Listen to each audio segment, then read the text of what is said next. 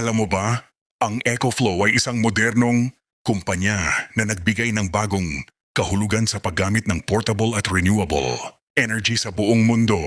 Itinatag noong 2017 ng isang grupo ng dating battery engineers. Layunin ng EcoFlow na magbigay ng malinis, maaasahan at madaling gamitin na power solutions para sa mga tao, lalo na sa panahon ng emergency, outdoor adventures at mga lugar na walang stable na kuryente.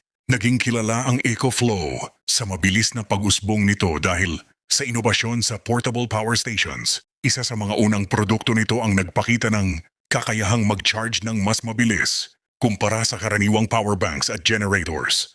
Dahil dito, agad itong tinangkilik ng campers, travelers, content creators, at maging ng mga pamilyang naghahanda para sa power outages. Habang lumalaki ang pangangailangan sa renewable energy, pinalawak ng EcoFlow ang kanilang produkto upang isama ang solar panels at smart energy systems.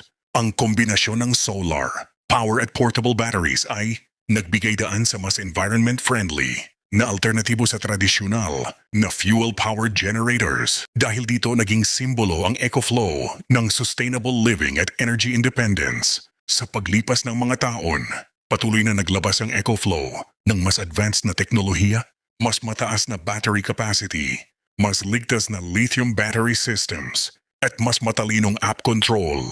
Naging global brand ito na ginagamit hindi lamang para sa outdoor use kundi pati sa bahay, negosyo, at disaster preparedness. Sa kasalukuyan, ang EcoFlow ay kinikilala bilang isa sa mga nangunguna sa portable clean energy solutions. Yung kasaysayan nito ay patunay na sa pamamagitan ng inobasyon at malasakit sa kalikasan, posible ang isang mas ligtas, mas malinis, at mas sustainable na hinaharap sa larangan ng enerhiya. Kung gusto mo pa ng mga ganitong kwento, follow mo lang ang page para sa mas marami pang history at kaalaman ng mundo.